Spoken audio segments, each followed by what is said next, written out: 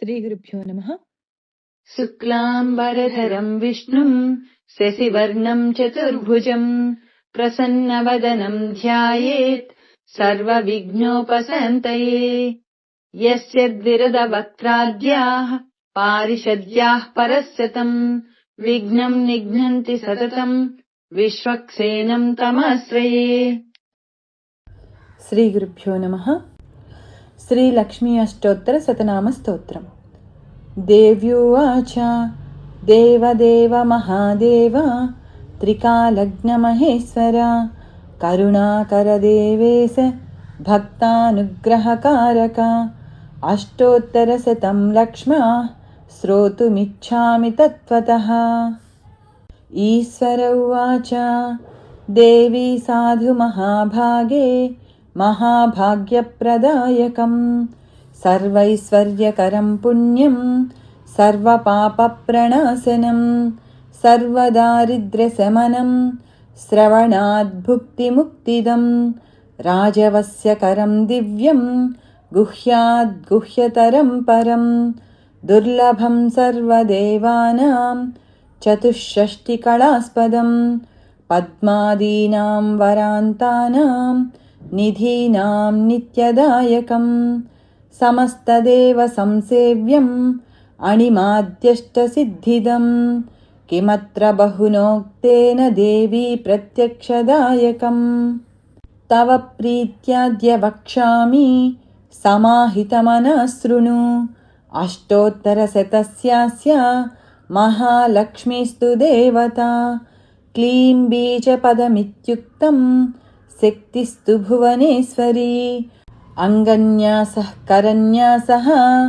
सैत्यादिप्रकीर्तितः। ध्यानम्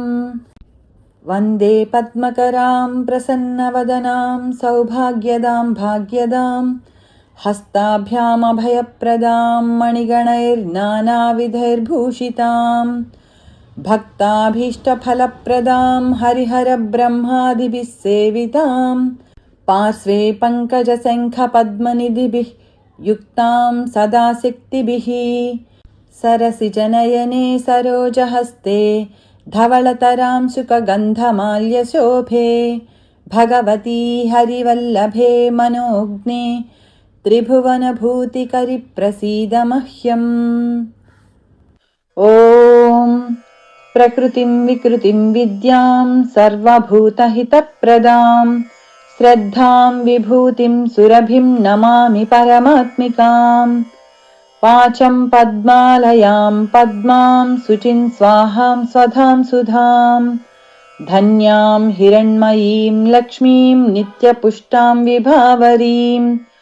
आदितिं च दितिं दीप्तां वसुधां वसुधारिणीं नमामि कमलां कान्तां कामाक्षीं क्रोधसम्भवाम् अनुग्रहप्रदां बुद्धिम् अनघां हरिवल्लभाम् अशोकाममृतां दीप्तां लोकशोकविनाशिनीं नमामि धर्मनिलयां करुणां लोकमातरम् पद्मप्रियां पद्महस्तां पद्माक्षीं पद्मसुन्दरीं पद्मोद्भवां पद्ममुखीं पद्मनाभप्रियां रमां पद्ममालाधरां देवीं पद्मिनीं पद्मगन्धिनीं पुण्यगन्धां सुप्रसन्नां प्रसादाभिमुखीं प्रभां नमामि चन्द्रवदनां चन्द्रां चन्द्रसहोदरीं चतुर्भुजां चन्द्ररूपामिन्दिरामिन्दुशीतलाम् आह्लादजननीं पुष्टिं शिवां शिवकरीं सतीं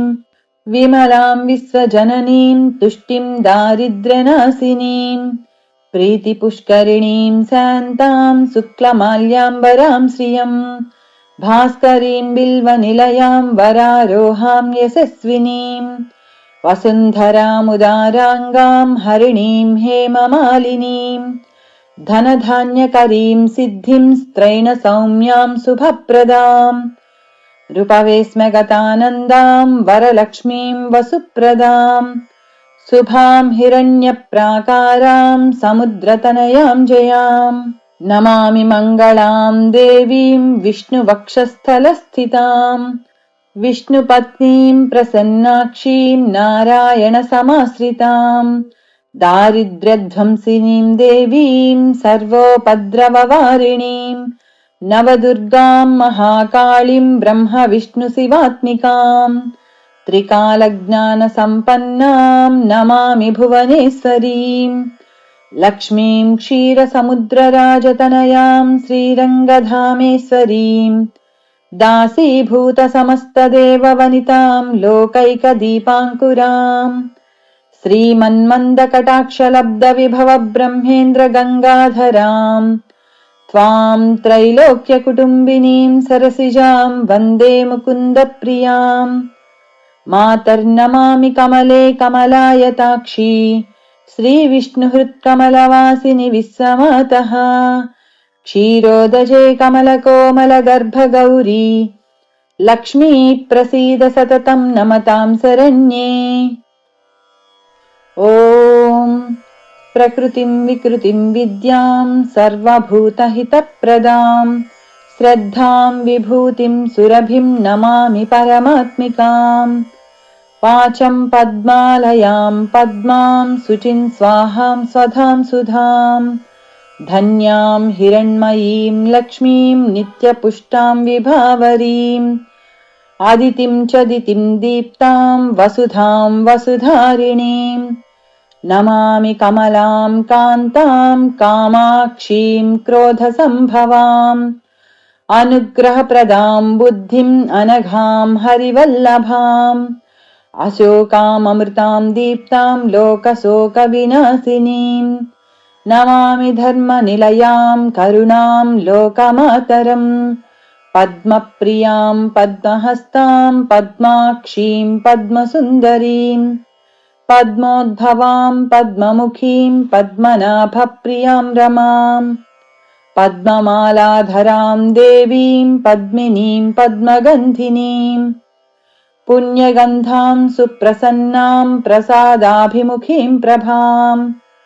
नमामि चन्द्रवदनां चन्द्रां चन्द्रसहोदरीं चतुर्भुजां चन्द्ररूपामिन्दिरामिन्दुशीतलाम् आह्लादजननीं पुष्टिं शिवां शिवकरीं सतीं विमलां विश्वजननीं तुष्टिं दारिद्र्यनाशिनीं प्रीतिपुष्करिणीं शान्तां शुक्लमाल्याम्बरां श्रियं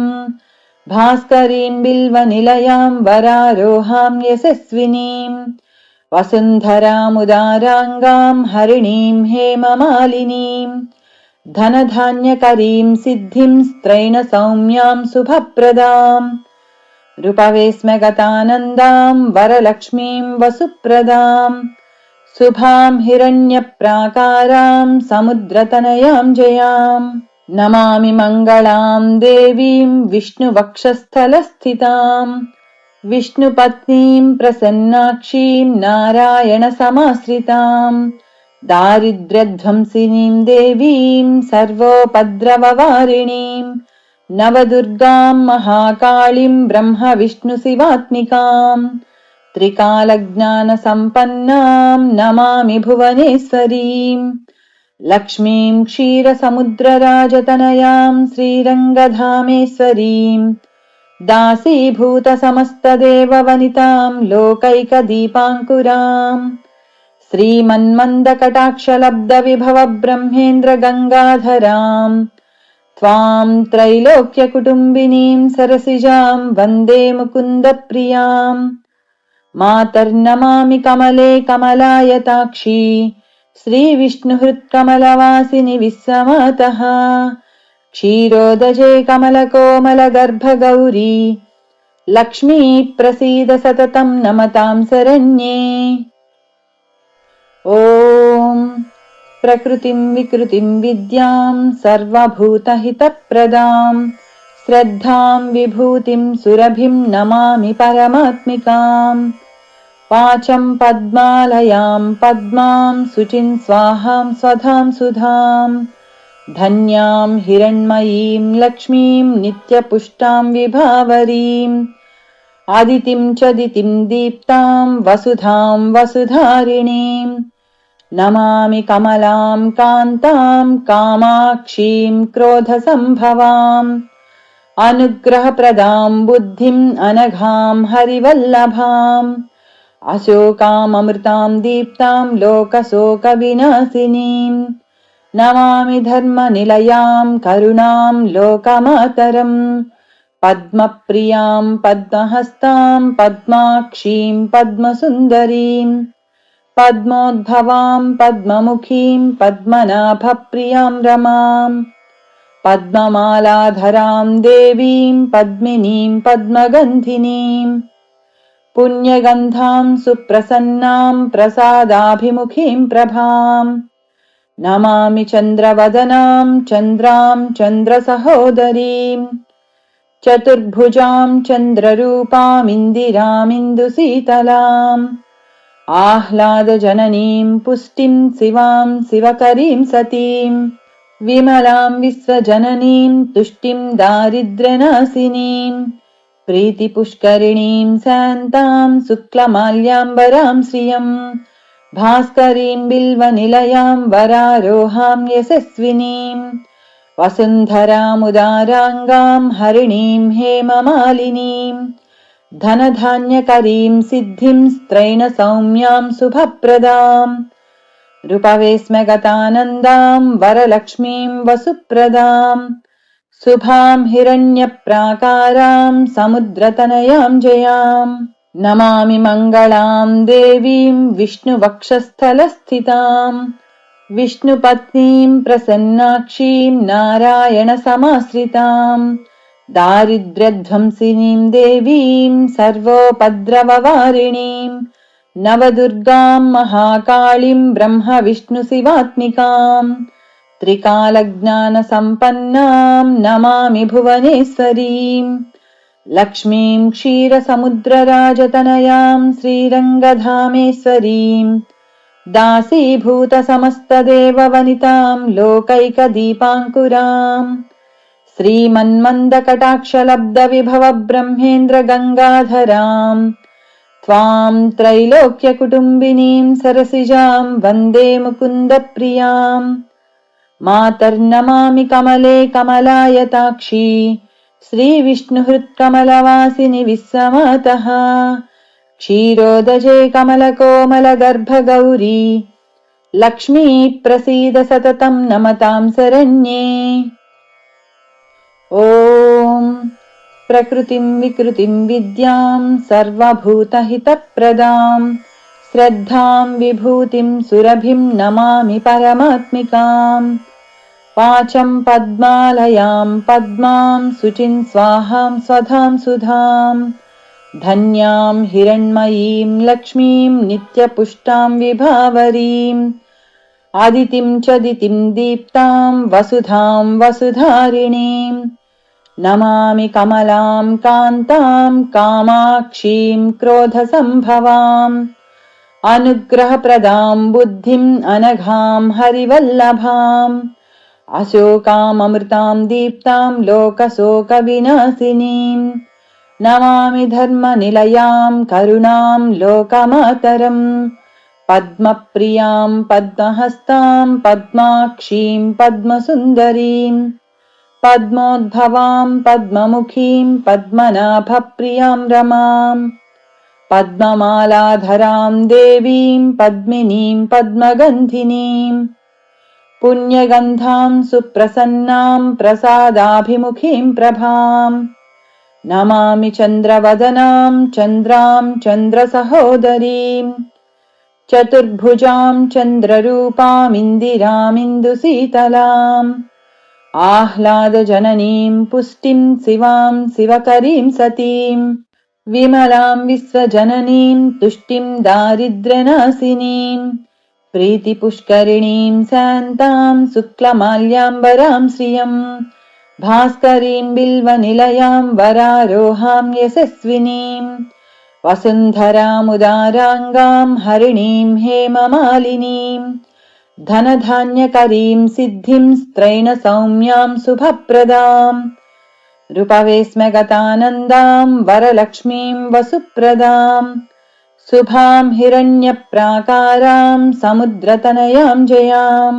नमामि मङ्गलाम् देवीम् विष्णुवक्षस्थलस्थिताम् विष्णुपत्नीम् प्रसन्नाक्षीम् नारायणसमाश्रिताम् दारिद्र्यध्वंसिनीम् देवीम् सर्वोपद्रववारिणीम् नवदुर्गाम् महाकाळीम् ब्रह्मविष्णुशिवात्मिकाम् त्रिकालज्ञानसम्पन्नाम् नमामि भुवनेश्वरीम् लक्ष्मीम् क्षीरसमुद्रराजतनयाम् श्रीरङ्गधामेश्वरीम् दासीभूतसमस्तदेववनिताम् लोकैकदीपाङ्कुराम् श्रीमन्मन्दकटाक्षलब्धविभवब्रह्मेन्द्रगङ्गाधराम् त्वाम् त्रैलोक्यकुटुम्बिनीम् सरसिजाम् वन्दे मुकुन्दप्रियाम् मातर्नमामि कमले कमलायताक्षी श्रीविष्णुहृत्कमलवासिनि विश्वमातः क्षीरोदजे कमलकोमलगर्भगौरी लक्ष्मी प्रसीद सततम् नमताम् शरण्ये। ॐ प्रकृतिम् विकृतिम् विद्याम् सर्वभूतहितप्रदाम् श्रद्धाम् विभूतिम् सुरभिम् नमामि परमात्मिकाम् वाचम् पद्मालयाम् पद्माम् शुचिम् स्वाहाम् स्वधाम् सुधाम् धन्याम् हिरण्मयीम् लक्ष्मीम् नित्यपुष्टाम् विभावरीम् आदितिम् च दितिम् दीप्ताम् वसुधाम् वसुधारिणीम् नमामि कमलाम् कान्ताम् कामाक्षीम् क्रोधसम्भवाम् अनुग्रहप्रदाम् बुद्धिम् अनघाम् हरिवल्लभाम् अशोकाममृताम् दीप्ताम् लोकशोकविनाशिनीम् नमामि धर्मनिलयाम् करुणाम् लोकमातरम् पद्मप्रियाम् पद्महस्ताम् पद्माक्षीम् पद्मसुन्दरीम् पद्मोद्भवाम् पद्ममुखीम् पद्मनाभप्रियाम् रमाम् पद्ममालाधराम् देवीम् पद्मिनीम् पद्मगन्धिनीम् पुण्यगन्धाम् सुप्रसन्नाम् प्रसादाभिमुखीम् प्रभाम् नमामि चन्द्रवदनाम् चन्द्राम् चन्द्रसहोदरीम् चतुर्भुजाम् चन्द्ररूपामिन्दिरामिन्दुशीतलाम् आह्लादजननीम् पुष्टिम् शिवाम् शिवकरीम् सतीम् विमलाम् विश्वजननीम् तुष्टिम् दारिद्र्यनाशिनीम् प्रीतिपुष्करिणीम् शान्ताम् शुक्लमाल्याम्बराम् श्रियम् भास्करीम् बिल्वनिलयाम् वरारोहाम् यशस्विनीम् वसुन्धरामुदाराङ्गाम् हरिणीम् हेममालिनीम् धनधान्यकरीम् सिद्धिम् स्त्रैणसौम्याम् शुभप्रदाम् रूपवे स्म गतानन्दाम् वरलक्ष्मीम् वसुप्रदाम् शुभाम् हिरण्यप्राकाराम् समुद्रतनयाम् जयाम् नमामि मङ्गलाम् देवीम् विष्णुवक्षस्थलस्थिताम् विष्णुपत्नीम् प्रसन्नाक्षीम् नारायणसमाश्रिताम् दारिद्र्यध्वंसिनीम् देवीम् सर्वोपद्रववारिणीम् नवदुर्गाम् महाकाळीम् ब्रह्मविष्णुशिवात्मिकाम्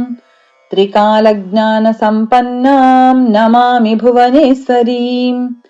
लक्ष्मीम् क्षीरसमुद्रराजतनयाम् श्रीरङ्गधामेश्वरीम् दासीभूतसमस्तदेववनिताम् लोकैकदीपाङ्कुराम् श्रीमन्मन्दकटाक्षलब्धविभवब्रह्मेन्द्रगङ्गाधराम् त्वाम् त्रैलोक्यकुटुम्बिनीम् सरसिजाम् वन्दे मुकुन्दप्रियाम्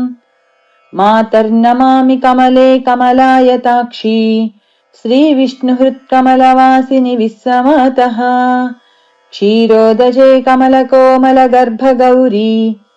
लक्ष्मी प्रसीद सततम् नमताम् शरण्ये। ॐ प्रकृतिम् विकृतिम् विद्याम् सर्वभूतहितप्रदाम् श्रद्धाम् विभूतिम् सुरभिम् नमामि परमात्मिकाम् वाचम् पद्मालयाम् पद्माम् शुचिम् स्वाहाम् स्वधाम् सुधाम् धन्यां हिरण्मयीं लक्ष्मीं नित्यपुष्टां विभावरीम् आदितिं च दितिं दीप्तां वसुधां वसुधारिणीम् नमामि कमलां कान्तां कामाक्षीं क्रोधसम्भवाम् अनुग्रहप्रदां बुद्धिम् अनघां हरिवल्लभाम् अशोकाममृतां दीप्तां लोकशोकविनाशिनीम् नमामि धर्मनिलयां करुणां लोकमातरम् पद्मप्रियां पद्महस्तां पद्माक्षीं पद्मसुन्दरीं पद्मोद्भवां पद्ममुखीं पद्मनाभप्रियां रमां पद्ममालाधरां देवीं पद्मिनीं पद्मगन्धिनीं पुण्यगन्धां सुप्रसन्नां प्रसादाभिमुखीं प्रभाम् नमामि चन्द्रवदनां चन्द्रां चन्द्रसहोदरीं चतुर्भुजां चन्द्ररूपामिन्दिरामिन्दुशीतलाम् आह्लादजननीं पुष्टिं शिवां शिवकरीं सतीं विमलां विश्वजननीं तुष्टिं दारिद्र्यनाशिनीं प्रीतिपुष्करिणीं शान्तां शुक्लमाल्याम्बरां श्रियम् भास्करीं बिल्वनिलयां वरारोहां यशस्विनीं वसुन्धरामुदाराङ्गां हरिणीं हेममालिनीं धनधान्यकरीं सिद्धिं स्त्रैणसौम्यां शुभप्रदां रूपवेस्मगतानन्दां वरलक्ष्मीं वसुप्रदां शुभां हिरण्यप्राकारां समुद्रतनयां जयाम् नमामि मङ्गलां देवीं विष्णुवक्षस्थलस्थितां विष्णुपत्नीं प्रसन्नाक्षीं नारायणसमाश्रितां दारिद्र्यध्वंसिनीं देवीं सर्वोपद्रववारिणीं नवदुर्गां महाकाळीं ब्रह्मविष्णुशिवात्मिकां त्रिकालज्ञानसम्पन्नां नमामि भुवनेश्वरीम् लक्ष्मीं क्षीरसमुद्रराजतनयां श्रीरङ्गधामेश्वरीं दासीभूतसमस्तदेववनितां लोकैकदीपाङ्कुरां श्रीमन्मन्दकटाक्षलब्धविभवब्रह्मेन्द्रगङ्गाधरां त्वां त्रैलोक्यकुटुम्बिनीं सरसिजां वन्दे मुकुन्दप्रियां मातर्नमामि कमले कमलायताक्षी श्रीविष्णुहृत्कमलवासिनि विश्वमातः क्षीरोदजे कमलकोमलगर्भगौरी लक्ष्मी प्रसीद सततं नमतां शरण्ये। ॐ प्रकृतिं विकृतिं विद्यां सर्वभूतहितप्रदां श्रद्धां विभूतिं सुरभिं नमामि परमात्मिकाम् वाचं पद्मालयां पद्मां शुचिं स्वाहां स्वधां सुधां धन्यां हिरण्मयीं लक्ष्मीं नित्यपुष्टां विभावरीम् आदितिं च दितिं दीप्तां वसुधां वसुधारिणीं नमामि कमलां कान्तां कामाक्षीं क्रोधसम्भवाम् अनुग्रहप्रदां बुद्धिम् अनघां हरिवल्लभाम् अशोकाममृतां दीप्तां लोकशोकविनाशिनीं नमामि धर्मनिलयां करुणां लोकमातरम् पद्मप्रियां पद्महस्तां पद्माक्षीं पद्मसुन्दरीं पद्मोद्भवां पद्ममुखीं पद्मनाभप्रियां रमां पद्ममालाधरां देवीं पद्मिनीं पद्मगन्धिनीं पुण्यगन्धां सुप्रसन्नां प्रसादाभिमुखीं प्रभाम् नमामि चन्द्रवदनां चन्द्रां चन्द्रसहोदरीं चतुर्भुजां चन्द्ररूपामिन्दिरामिन्दुशीतलाम् आह्लादजननीं पुष्टिं शिवां शिवकरीं सतीं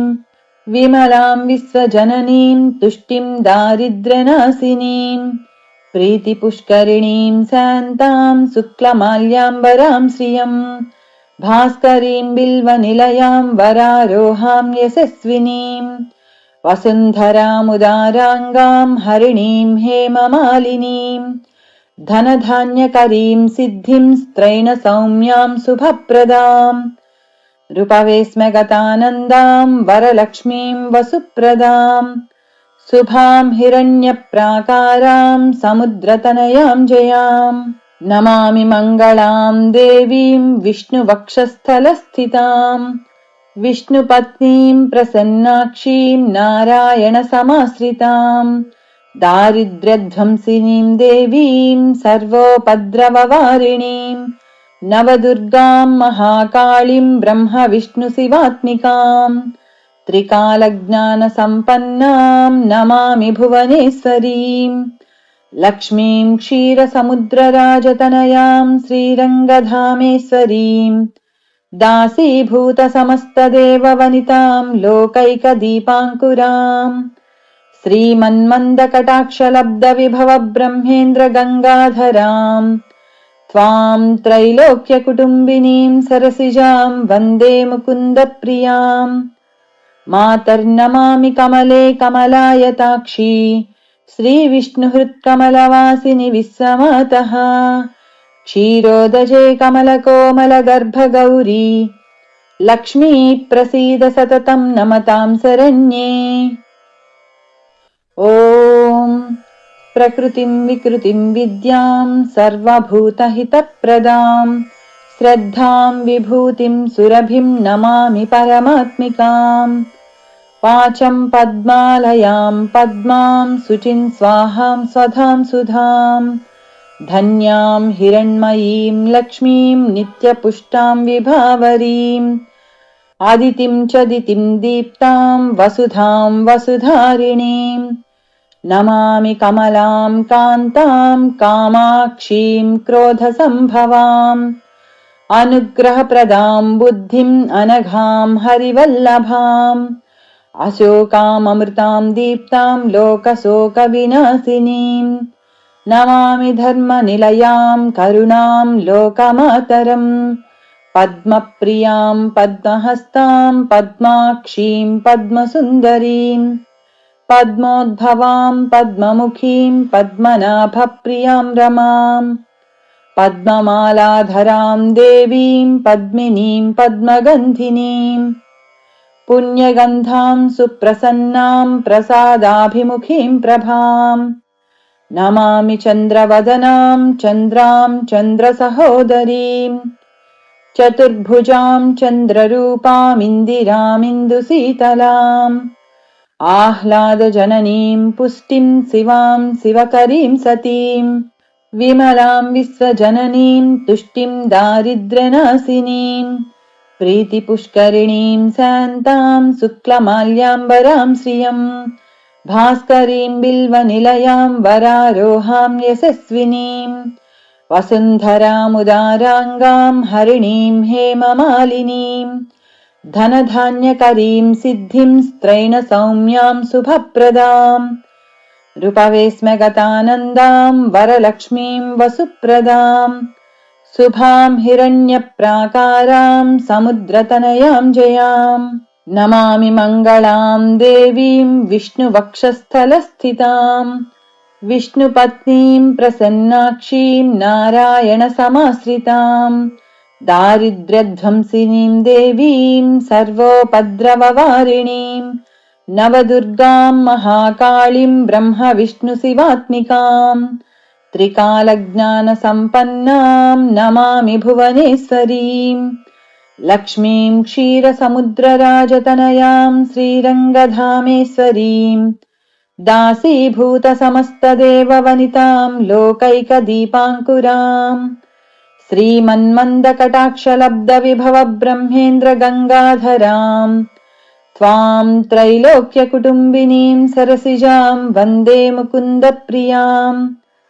मातर्नमामि कमले कमलायताक्षी श्रीविष्णुहृत्कमलवासिनि विश्वमातः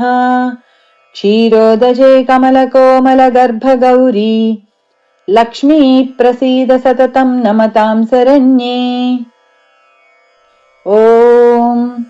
प्रकृतिं विकृतिं विद्यां सर्वभूतहितप्रदां श्रद्धां विभूतिं सुरभिं नमामि परमात्मिकाम् वाचं पद्मालयां पद्मां शुचिं स्वाहां स्वधां सुधां धन्यां हिरण्मयीं लक्ष्मीं नित्यपुष्टां विभावरीम् आदितिं च दितिं दीप्तां वसुधां वसुधारिणीम्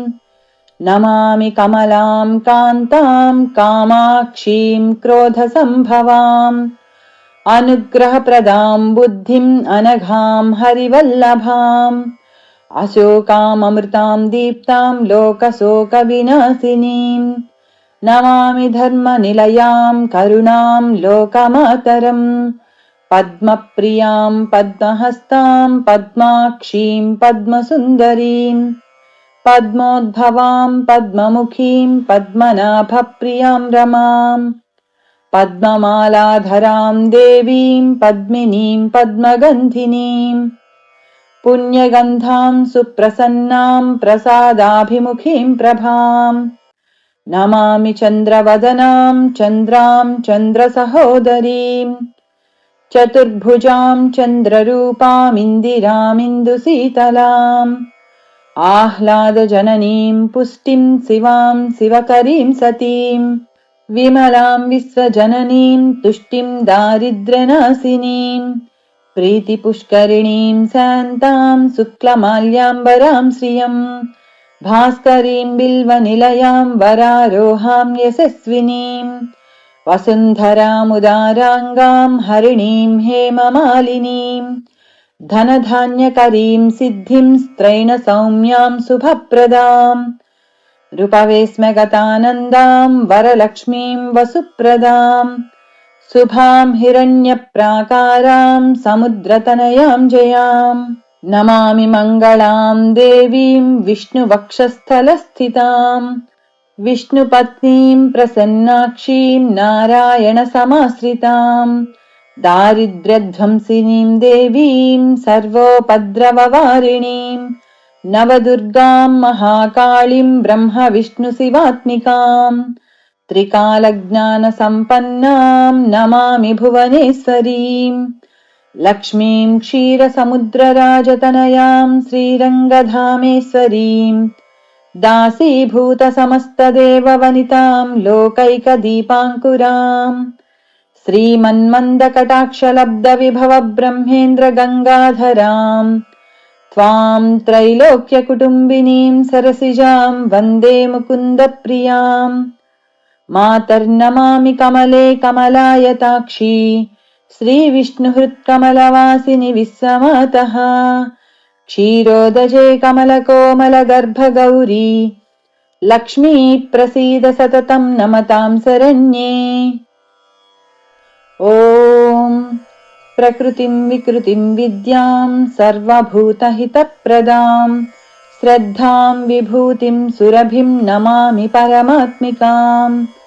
वाचं पद्मालयां पद्मां शुचिं स्वाहां स्वधां सुधां धन्यां हिरण्मयीं लक्ष्मीं नित्यपुष्टां विभावरीम् आदितिं च दितिं दीप्तां वसुधां वसुधारिणीम् नमामि कमलां कान्तां कामाक्षीं क्रोधसम्भवाम् अनुग्रहप्रदां बुद्धिम् अनघां हरिवल्लभाम् अशोकाममृतां दीप्तां लोकशोकविनाशिनीं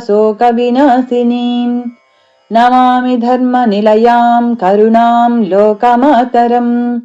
पद्मप्रियां पद्महस्तां पद्माक्षीं पद्मसुन्दरीं पद्मोद्भवां पद्ममुखीं पद्मनाभप्रियां रमाम् पद्ममालाधरां देवीं पद्मिनीं पद्मगन्धिनीं पुण्यगन्धां सुप्रसन्नां प्रसादाभिमुखीं प्रभाम् नमामि चन्द्रवदनां चन्द्रां चन्द्रसहोदरीं चतुर्भुजां चन्द्ररूपामिन्दिरामिन्दुशीतलाम् आह्लादजननीं पुष्टिं शिवां शिवकरीं सतीं विमलां विश्वजननीं तुष्टिं दारिद्र्यनाशिनीं प्रीतिपुष्करिणीं शान्तां शुक्लमाल्याम्बरां श्रियम् भास्करीं बिल्वनिलयां वरारोहां यशस्विनीं वसुन्धरामुदाराङ्गाम् हरिणीम् हेममालिनीम् धनधान्यकरीम् सिद्धिम् स्त्रैणसौम्याम् शुभप्रदाम् रूपवेस्मगतानन्दाम् वरलक्ष्मीम् वसुप्रदाम् शुभाम् हिरण्यप्राकाराम् समुद्रतनयाम् जयाम् नमामि मङ्गलाम् देवीम् विष्णुवक्षस्थलस्थिताम् विष्णुपत्नीम् प्रसन्नाक्षीम् नारायणसमाश्रिताम् दारिद्र्यध्वंसिनीम् देवीम् सर्वोपद्रववारिणीम् नवदुर्गाम् महाकाळीम् ब्रह्मविष्णुशिवात्मिकाम् त्रिकालज्ञानसम्पन्नाम् नमामि भुवनेश्वरीम् लक्ष्मीम् क्षीरसमुद्रराजतनयाम् श्रीरङ्गधामेश्वरीम् दासीभूतसमस्तदेववनिताम् लोकैकदीपाङ्कुराम् श्रीमन्मन्दकटाक्षलब्धविभवब्रह्मेन्द्रगङ्गाधराम् त्वाम् त्रैलोक्यकुटुम्बिनीम् सरसिजाम् वन्दे मुकुन्दप्रियाम् मातर्नमामि कमले कमलायताक्षी श्रीविष्णुहृत्कमलवासिनि विश्वमातः क्षीरोदजे कमलकोमलगर्भगौरी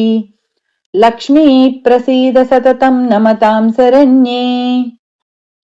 त्रिकालम् यो जपेद्विद्वान् षण्मासं विजितेन्द्रियः दारिद्र्यध्वंसनम् कृत्वा सर्वमाप्नोत्ययत्नतः देवी नाम सहस्रेषु पुण्यमष्टोत्तरम् शतम् येन श्रियमवाप्नोति कोटिजन्मदरिद्रतः भृगुवारे शतम् धीमान् पठेत् वत्सरमात्रकम् अष्टैश्वर्यमवाप्नोति कुबेरैव भूतले दारिद्र्यमोचनम् नाम स्तोत्रमम्बा परम् शतम् येन श्रियमवाप्नोति कोटिजन्मदरिद्रतः भुक्त्वा तु विपुलान् भोगान् अन्ते सायुज्यमाप्नुयात् प्रातः काले पठेन्नित्यम्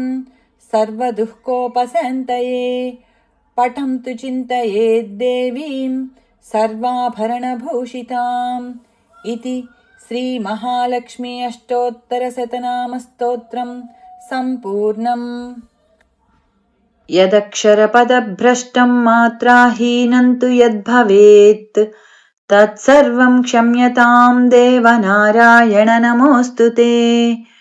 कायेन वाचा मनसेन्द्रियैर्वा बुद्ध्यात्मना वा प्रकृते स्वभावात्